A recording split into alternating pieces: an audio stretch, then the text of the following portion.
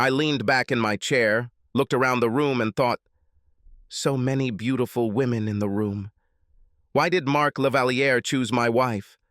Why did she say yes? Why did she leave me?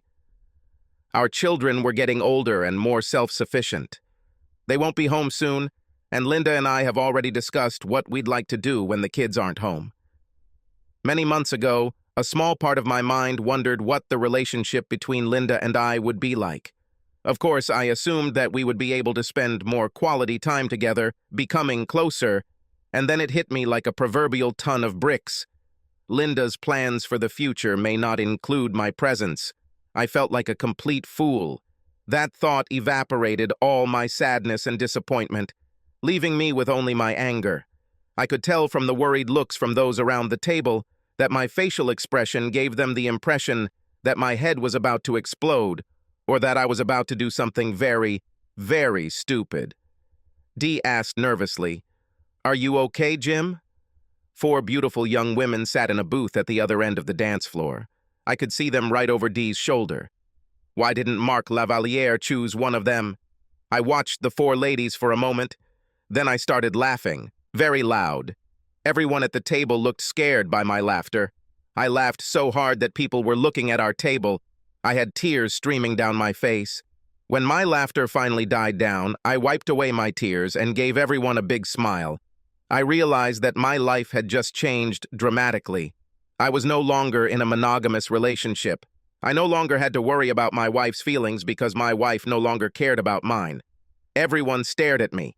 I smiled at Dee, took the wedding ring off my finger and handed it to the amazed Dee. "Tell this to Linda when you see her."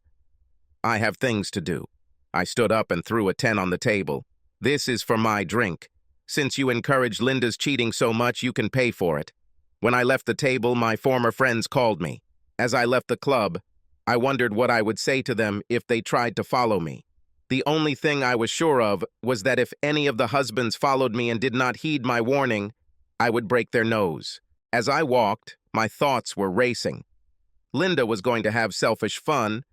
I was going to have selfish fun myself.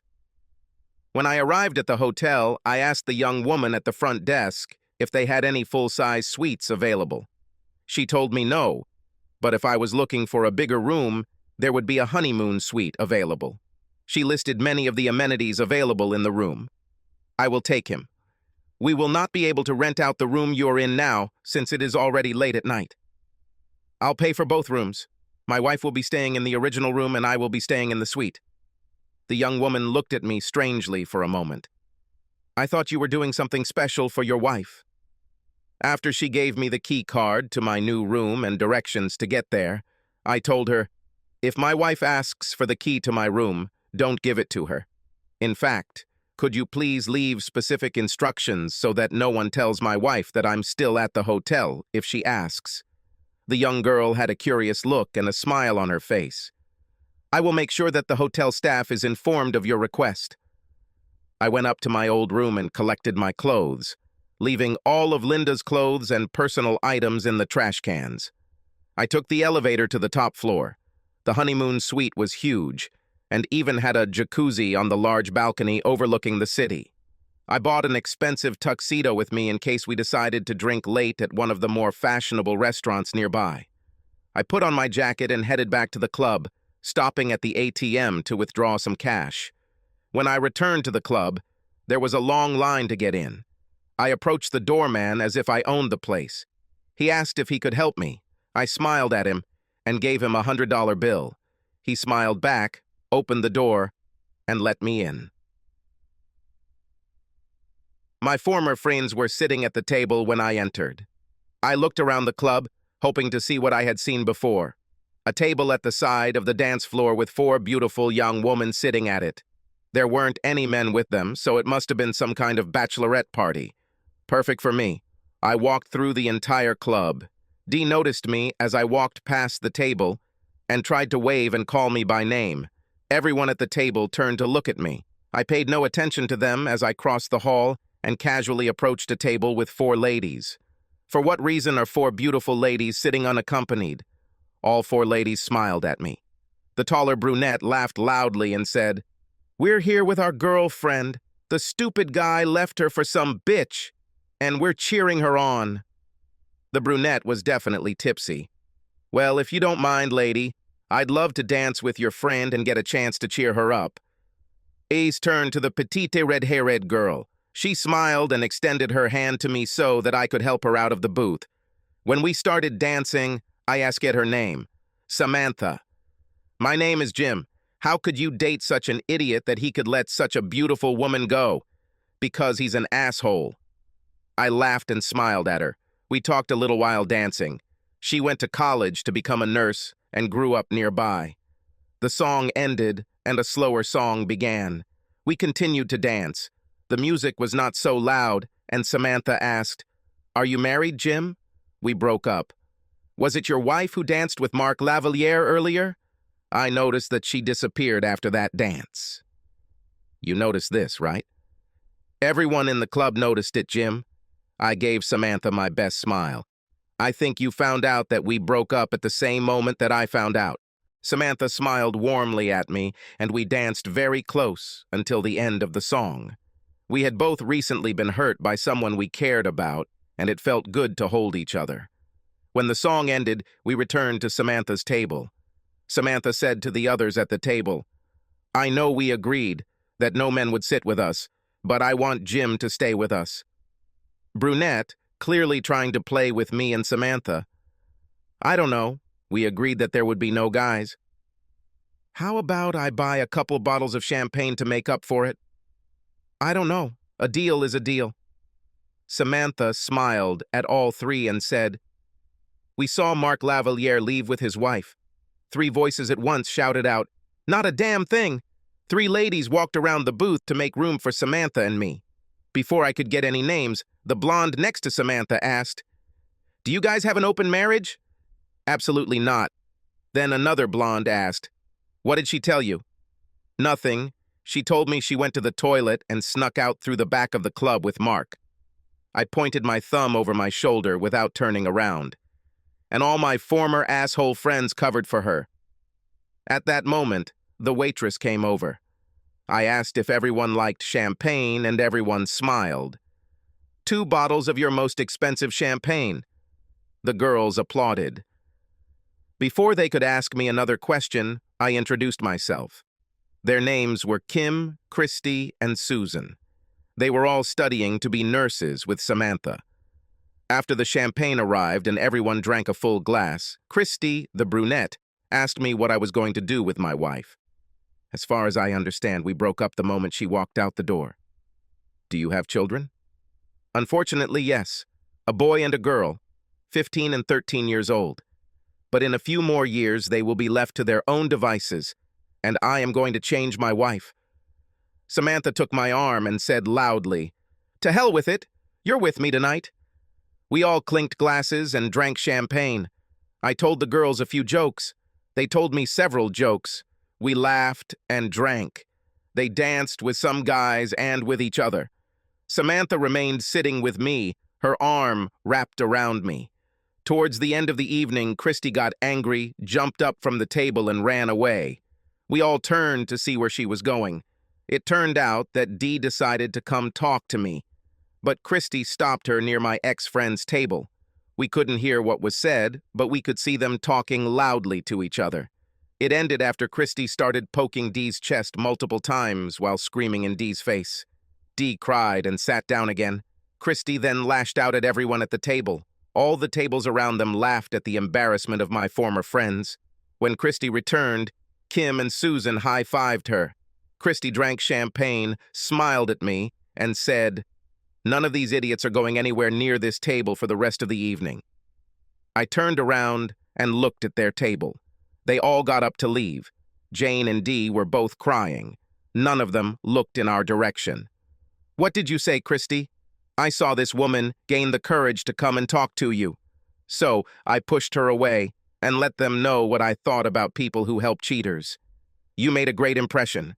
They clearly wanted me to forgive Linda to ease their conscience. For this, I have to kiss you." Samantha grabbed my head and said, "Oh, no, you shouldn't." And she kissed me hard on the lips, while the other 3 girls encouraged her. After finishing her kiss, Samantha smiled sweetly at me. Kim said, "Get a room, you two." "Well, actually," I said, "I have a suite in a hotel down the block, and you ladies look like you can't drive. If we hurry up, we can still order champagne to our room." After I paid the bar tab, the four of us headed to the hotel. Samantha clung to my arm, and the other three clung to us for support. At the reception, I ordered 4 bottles of champagne for my room. When I told the receptionist that my room was a honeymoon suite, all the ladies started giggling. Rising in the elevator, the 3 ladies began to sing the wedding march. Samantha turned beet red, but clung to me even tighter. As we approached the door of the room, the ladies began to laugh, saying that I should carry the bride over the threshold. Samantha looked at me with her big, beautiful eyes and said, "You don't have to if you don't want to." I pushed the door open, picked Samantha up in my arms, and carried her into the room. When I entered the room, Samantha put her arms around my neck and kissed me deeply. The ladies thought it was funny. They stopped teasing us when Christy noticed the jacuzzi on the balcony. Before I could put Samantha down, all 3 of them had stripped down to their bras and panties and were sitting in the jacuzzi. I put Samantha on the ground. She continued to hold my hand and smile at me. There was a knock on the door. It was champagne delivered to your room. We brought champagne to the ladies. They joked and giggled. Susan told me I was overdressed and needed to take it all off. I laughed and told them I was keeping Samantha company. They yelled at Samantha to get into the jacuzzi, but she just smiled and pulled me back to the room. We headed to the bridal room, and her friends sang the wedding march from the balcony, laughing hysterically. This morning I woke up with Samantha wrapped around me and 3 other naked ladies lying across a king-sized bed. They must have gotten in here after Samantha and I fell asleep. I slipped out of bed. Samantha watched me. I smiled at her, and she smiled back. "Did you have fun, Jim?" "Yes. Best night of my life." "Any regrets?" "Absolutely none." "Come take a shower with me." Samantha slipped out of bed and dragged me to the bathroom. Wanting to do something I'd never done with Linda, as soon as we were in the shower, I picked Samantha up and sat her on my cock in a standing position. I then pushed her against the wall while she wrapped her legs around my waist. The standing position was grueling, but I had one of the best orgasms of my life. Samantha had come twice before, very loudly. When Samantha and I got out of the shower, we discovered that our loud lovemaking had woken up the ladies. They were hungover but happy, ordering room service and drinking mimosas. Christy said, "I can't wait to get in that shower." You two made it sound like it was the best shower ever. All 3 girls burst out laughing as Samantha and I smiled at each other. After everyone had showered, they left, except for Samantha, who asked if I would give her a ride home. While we were driving, she snuggled up to me. "Jim, I know what your wife did was terrible, but you can still go back to her. If you don't, I'd be glad if we could see each other again."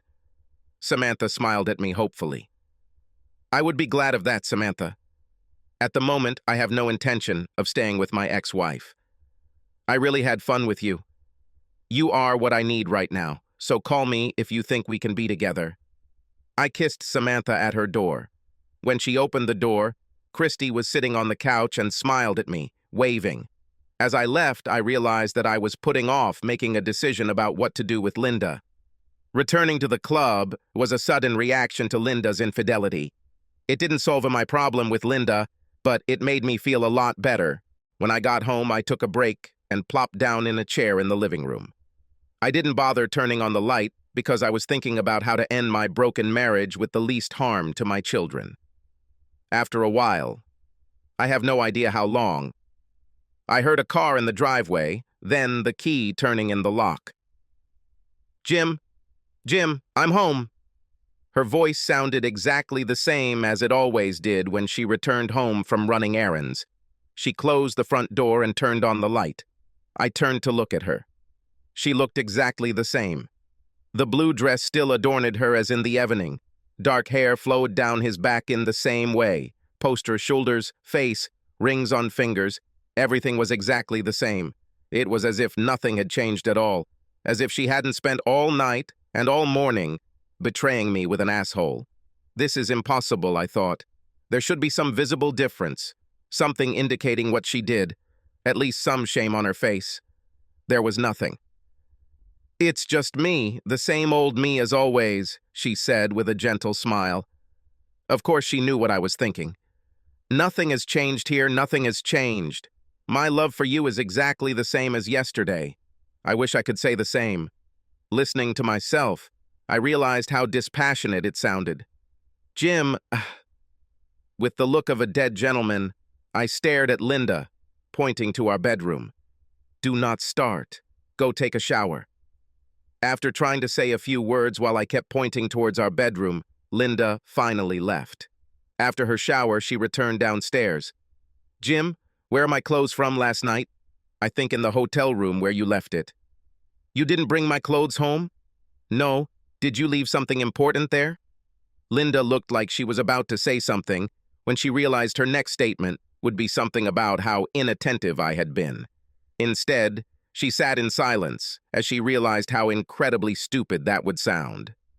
Why did you do that, Linda? Linda sighed. It was Mark Lavaliera. He is rich and famous and can have any woman he wants. Last night, when he asked me to dance, I felt like the most popular girl in the room. He made me feel special. Linda was still beaming from the night before. As she said this, I saw that she had tuned out our conversation as she fondly recalled moments from the previous night. This was that moment when I realized it was truly over. Linda will always cherish her time with Mark Lavaliere more than any moment with me. I was just an afterthought. Do you love him? No, I don't love him. It was just sex. I love you, Jim.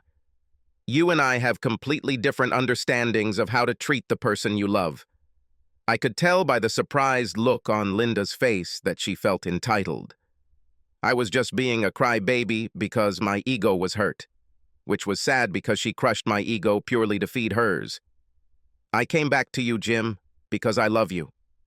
If he asked you to stay, to become his girlfriend or wife, would you be here now?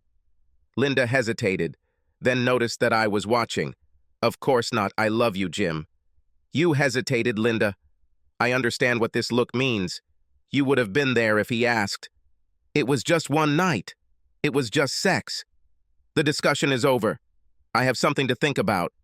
Pack some things for you and the children and stay with your parents with them. Whole week. But Jim, the discussion is over. If you really want to urgently solve the problem right now, given the way I'm feeling, you won't get the results you're hoping for.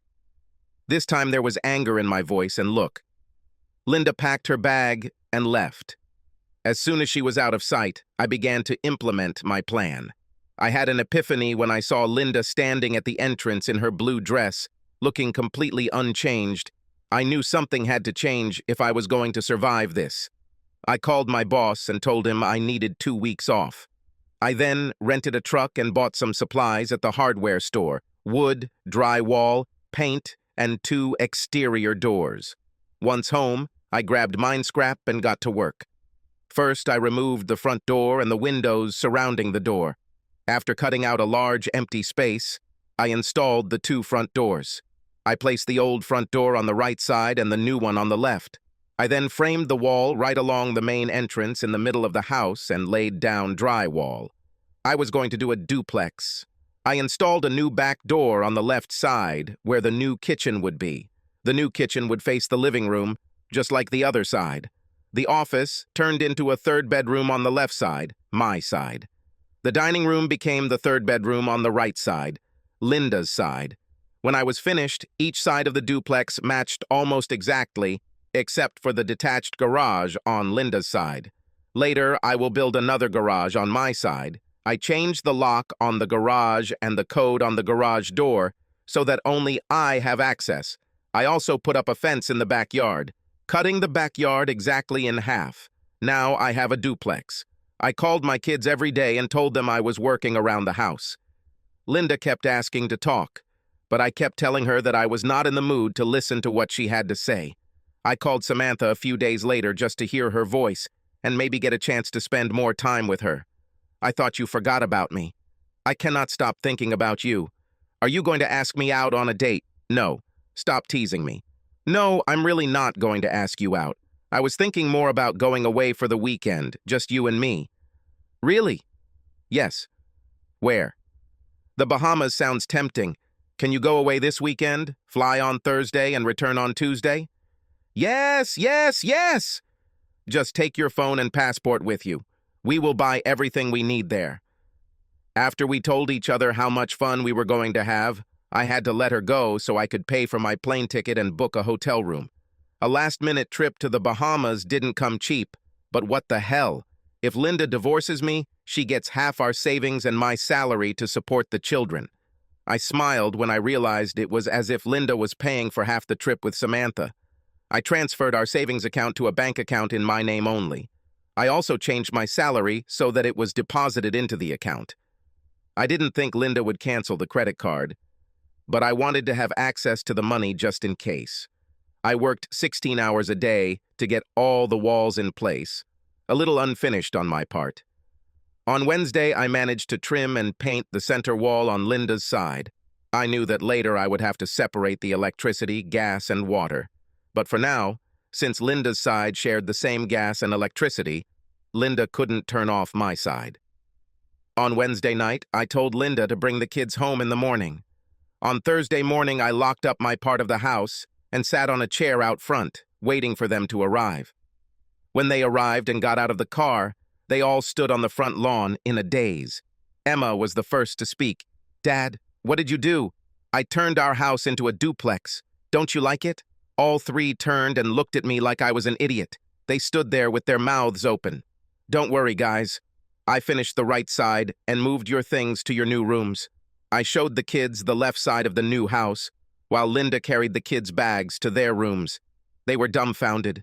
Our short tour ended with us all gathered in the living room on the right side of the house. Tommy: "But Dad, the living room is much smaller." "Don't worry, guys. You will never notice the difference. In fact, I need to install a garage on the other side of the house, and when I do that, I'm going to install a pool with a jacuzzi." This brought smiles to the children. Linda told the children to unpack their bags. She looked at me like she wanted to talk to me, but I followed the kids, helping them put their things away and make sure they had what they needed. After they put their things away, I pulled out some sandwiches I bought at a local deli, and we ate lunch at the kitchen table. Emma asked me, "Dad, what is this all about?" But mostly, she watched Linda's reaction. After spending the last few days with Linda, Emma and Tommy obviously knew something was wrong, and that their mother was avoiding their questions. "Oh, we're getting closer to becoming empty nesters. I realize that things won't stay the same forever. I'm just getting ready. That's all." "Gee, Dad, you could at least discuss this with us first to see how we feel about it." "Well, actually, it was your mom's idea. She said she decided we needed a change and she needed something different." I stared at Linda with a grin on my face. Linda looked amazed. "Mom, why did you make such an important decision and didn't discuss it with us?" asked Emma. Tommy: "Yes, Mom. Don't you care what we think?" Linda looking confused. "It was just a misunderstanding. Your father just misunderstood how I felt." "I don't know, honey. You made your intentions very clear then. In fact, once I saw that you were completely committed to your decision, I knew there was no turning back." Linda looked like she was about to cry and left the room. Tommy asked, "What's wrong with Mom lately? She's been crying about everything." I shrugged and told them they should ask her. Before Emma could ask another question, I told them that I had a trip out of town planned and would be back in a few days. I told them that I would not be contactable during my trip, but that I would call them every evening. I kissed the tops of their heads and quickly headed towards the door. I wondered if they noticed that I didn't say goodbye to their mom, who was in the bedroom. I picked Samantha up from her apartment and we hit the road. It was one of the best moments of my life. We flew first class, stayed at a 5-star resort, and were pampered like royalty. A weekend full of fun, sun, sand, waves, food, and drink. And even better, Samantha was very grateful and constantly tried to show how much she enjoyed being with me. By the time it was time to head back, we were both completely tanned, and I knew every inch of Samantha's fantastic body. On Tuesday, I dropped Samantha off at her apartment. Samantha kissed me very passionately at the front door. "Do you want to spend one more night with me?" Yes, I would love to, but I need to meet face to face sometime, and you have classes tomorrow. Call me before you go to bed. I need to hear your voice before I go to bed. I kissed her for the last time and said, with pleasure. I drove home, smiling to myself. Samantha told me last night that she could see herself falling in love with a guy like me. As I was driving down the street to my house, I saw Linda's car parked in her driveway. I parked on the road in front of my part of the house, wanting to avoid Linda. While I was unpacking, Linda knocked on my front door. You arrived. Yes, it is. Can we talk? Of course. What do you want to talk about? Can I come in? No. You are not allowed to be on my side. To be clear, this is my personal living space, and you are not welcome on this side. Never. Linda, clearly shocked, looked at me for a moment before turning to return to her room. The reality that I was not going to live on her side of the duplex had just become reality. We were both sitting at her kitchen table. Jim, I love you, and I want everything to go back to normal. It will not happen. Why? Because if you haven't noticed yet, you did something that changed the way I feel about you forever. It shouldn't be like this. Actually, that's true. Nothing will undo what you did or how I feel about it. But I love you. I collected my thoughts. Let's say we were on a date as a couple with our friends. You left me and went with another man and spent the entire night and next morning having sex with him. If you had done this on our first date, would there have been a second? But Jim, it was Mark. I don't care who it was. You chose someone else over me. Jim, I keep trying to tell you that I didn't choose Mark over you. So you didn't choose to sneak out the back of the club. You didn't choose to have sex with Mark Lavaliere.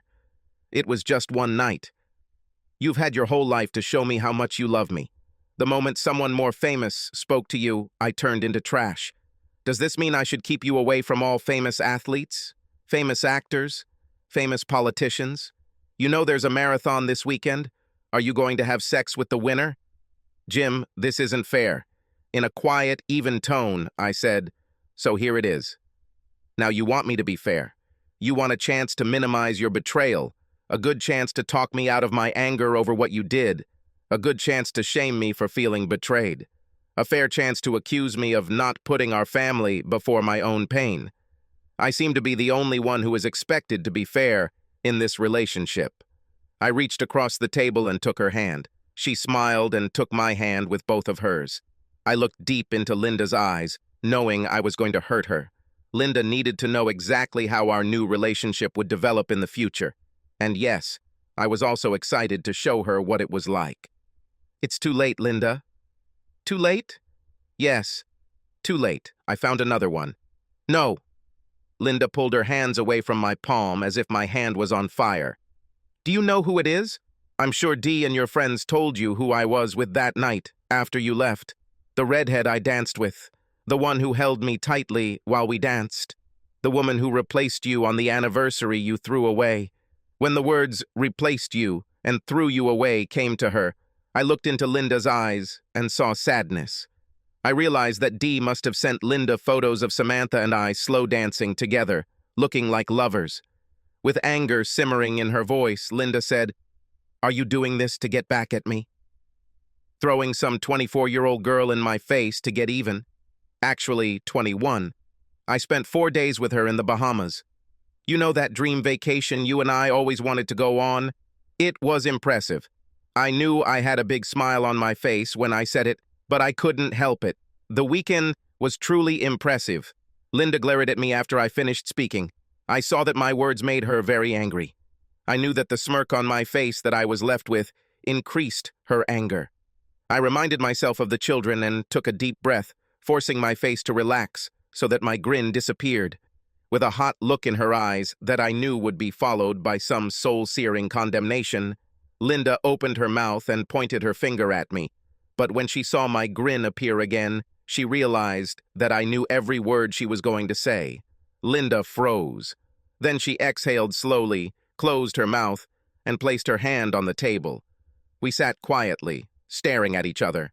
I knew Linda wanted to yell at me, set my ass on fire, put me in my place for what I had done.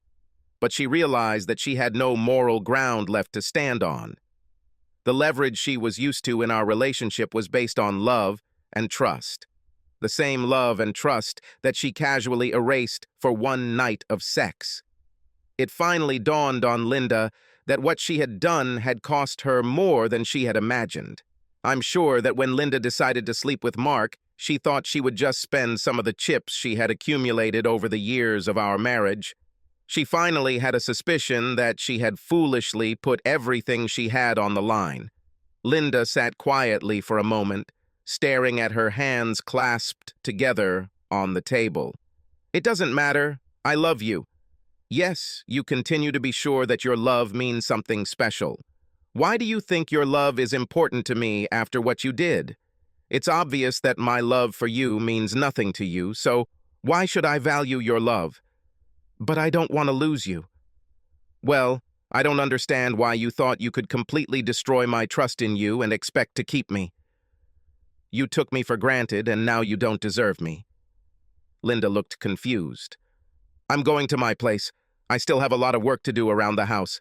I'll be back to have dinner with you and the kids. Please don't bother me until then." I got up and returned to my apartment. Linda cried when I left. Leaving Linda was terribly painful. I wanted to hug her like before, but deep down I knew there was no going back to what we were. The Linda I thought of as my wife was not, and never will be again. Everything I will ever have with her will be a painful reminder of everything we could have had, everything she carelessly destroyed without a second thought or an ounce of guilt. Before dinner, the kids and I went to my side of the house to look around. I showed them the new kitchen area and how I was going to cut out the back wall and make it all glass to overlook the new pool. They looked worried as they looked at the fence dividing the backyard in half. They realized that this side would be Daddy's. I then showed them where their new rooms would be on my side of the house. "Why do I need 2 bedrooms in the house, Dad?" asked Tommy. "Because this side will be my home, and that side will be your mother's home." "Emma, are you and your mom getting a divorce, Dad?" "Mom doesn't say anything, no matter how many times we ask." "No, they just separated. I don't want to be a dad for the weekend, so I thought I'd just split the house and you two can live on whichever side you want that day." Before we could continue, Linda poked her head through the front door to announce that dinner was ready. We ate in silence. Linda was tense. It was clear that the children learned more about what was going on. Tommy blurted it out too loudly. "I'll move in with Dad as soon as he finishes decorating my room." Linda had a shocked look on her face. "Dad said that you are breaking up?" "We are not. It's just a misunderstanding and we're not done discussing it yet." Emma slammed her hand on the table and shouted, "Who changed? I want to know." Emma and Tommy looked back and forth between Linda and me. I stared at Linda. Linda stared at her plate. When Linda began to cry, the children got their answer. I told the children that their mother was tired and needed some rest. I helped Linda up and walked her to the bedroom, undressed her, and put her to bed. I quickly kissed her forehead, as if she were a little child who had woken up from a nightmare. I turned off the light and closed the door. I focused on feeling for Linda as I would have for one of my children. Adult child, who committed a terrible crime and was sentenced to prison for the rest of his life. I would still love my child, but he would no longer be a part of my daily life or thoughts. First, I went to Tommy's room. He lay on his bed and corresponded with his friends.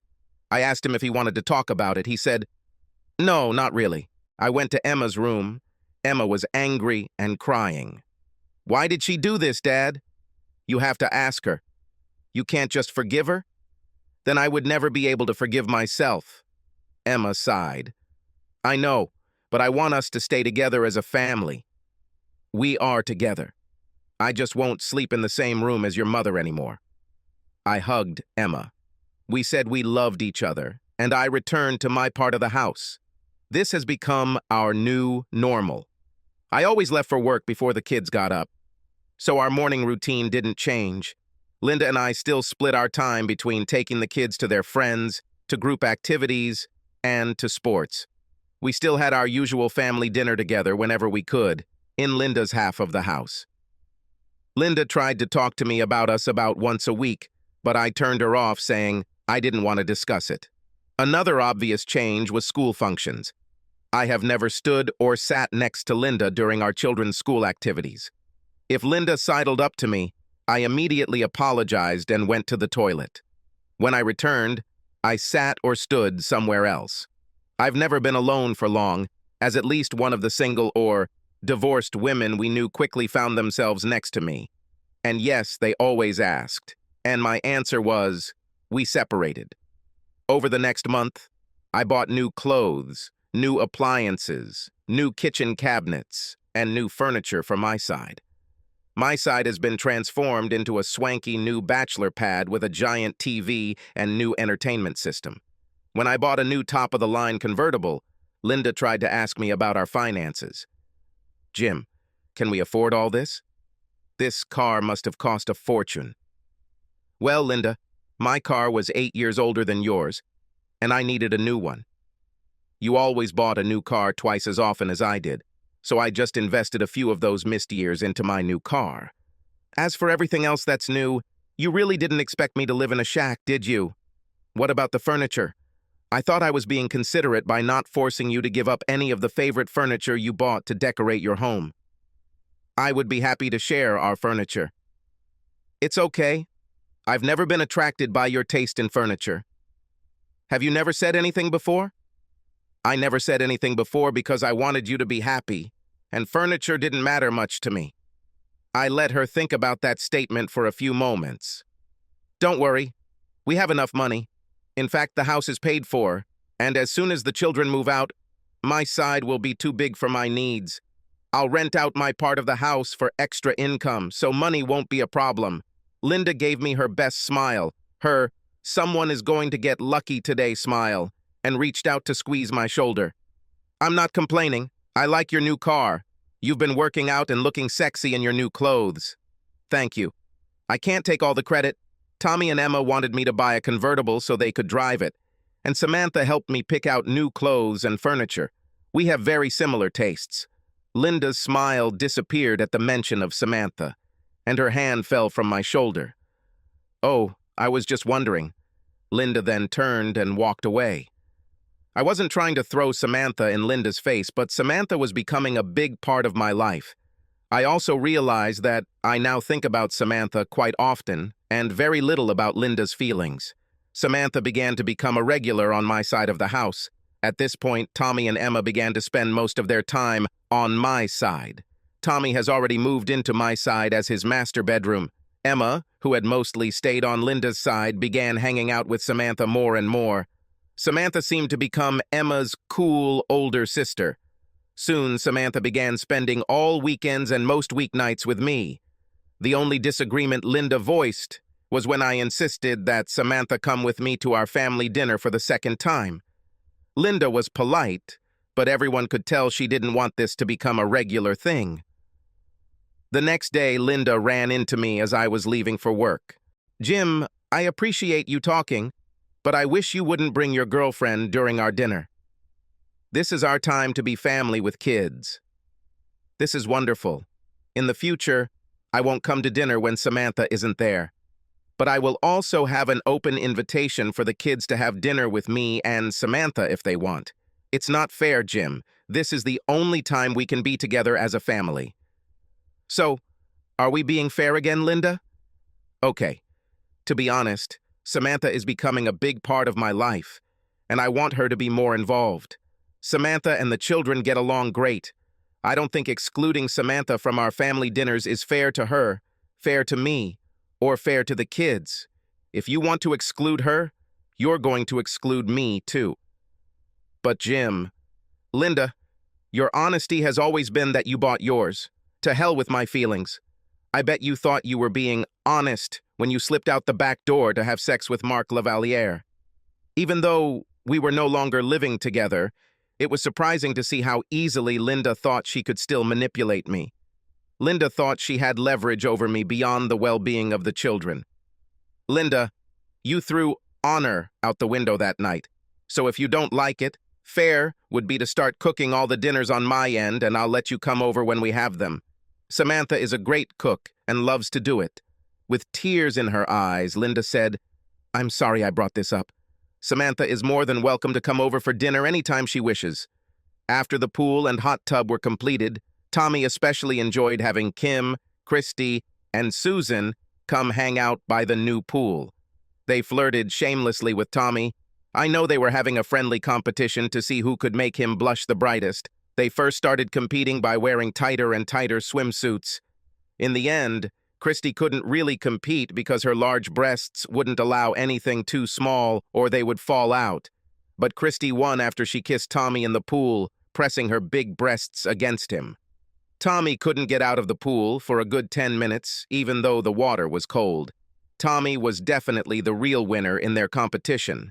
As a result, Tommy gained more confidence from the girls and started a girlfriend at school. Once they met Tommy's girlfriend, the girls stopped flirting with Tommy and treated his girlfriend like the luckiest girl in the world. Samantha has some wonderful friends. And no, I never allowed Linda to come to my side of the house. I didn't want Linda to complicate my relationship with Samantha. But, unfortunately, a few years later, Samantha graduated from high school and we broke up. I saw it in Samantha's face when we went to Susan's wedding together. I knew that I was essentially becoming her sugar daddy because of our age difference. It didn't matter to me, but I could tell it mattered to Samantha. Don't get me wrong, we got along wonderfully. We spent the whole weekend together and I got to know most other families. We often went on vacation together, sometimes with children. When she mentioned that she was thinking about moving, I proposed to her. She told me that for her, I was honored that I invited her, but that she wanted to try a family tradition. I told her that I would like to start a new family. She never said it, but I saw the conflict in her eyes. I was the perfect man for her, just not the right age. Unfortunately, I felt like the other woman was taking me for granted for being a great guy. As subtle as I could, I tried to make Samantha realize that her long list of standards was becoming a wall that no man could climb. Trust is the foundation of healthy relationships. But, as with Linda, I became a victim of my own success. I could tell Samantha thought guys like me were a dime a dozen. I pointed out to Samantha that Linda was thinking the same thing and looked where she is now. When Samantha replied, "I would never be so stupid," our fate was sealed. In the end, I told Samantha that I understood, and if she changed her mind, I would always be there for her. Maybe we'll meet again later in life when she feels like the age difference isn't that important. I don't regret a single moment spent with Samantha, and at least she had the decency to talk to me honestly instead of sneaking out the back door of the club. As for Linda's friends, my former friends, I ran into them from time to time and they tried to convince me that I should return to Linda. After they released their tripe, I always ended with, "Sounds very convincing. Now tell me how you feel when your spouse cheats on you, because from what I saw that night, not only do they find cheating acceptable, but they encourage others. In fact, I don't think it was a coincidence that we ended up at a club that Mark Lavalier was known to frequent. I just happened to have the hottest wife. Karma is what it is. And a few months later, I heard that the girls had decided to move their girls' night out to a new dance club that Mark Lavalier frequented, without telling their husbands. One of Dave's friends at work, I mentioned to Dave that I saw Dee dancing with Mark at the club. He even mentioned that Mark disappeared about an hour later, around the same time the table full of ladies left the club. Dave's friend did not see Dee leave with the group. All the wives denied that they were there at all, and there must have been a mistake. A few days later, Dave's friend sent a photo of him and his girlfriend at a club. In the background, Mark Lavalier could be clearly seen talking to wives at the table. The wives finally confessed, but they all said that no one went with Mark. Of course, their stories didn't match, and eventually the true story came out. But not wanting to give away their friend, the wives refused to say who was the one who left with Mark. Unfortunately for them all, when they finally named Dee, it was too late for any of them. Too many lies and trust has been damaged. From what I was told, when all the husbands met to compare wives' stories, Dave's closing comment summed it up. They covered each other for a long time. They all lied to us too easily. This isn't their first girls' night out. How do we know it wasn't just Dee's turn to have fun with Mark Lavalier, or anyone else for that matter? Every husband saw the expression on his wives' faces when Mark Lavalier approached him. our table that evening. Everyone heard how their wives condoned Linda's behavior and how lucky she was to have this chance. After the first bachelorette party, which Linda attended, all the guys knew that wife afterwards. They were excited because Linda talked about her sex with Mark. At first, the husbands were happy to get a little extra stimulation in the bedroom, but a couple of months later, one of the husbands joked to the other how much he hated sleeping on silk sheets.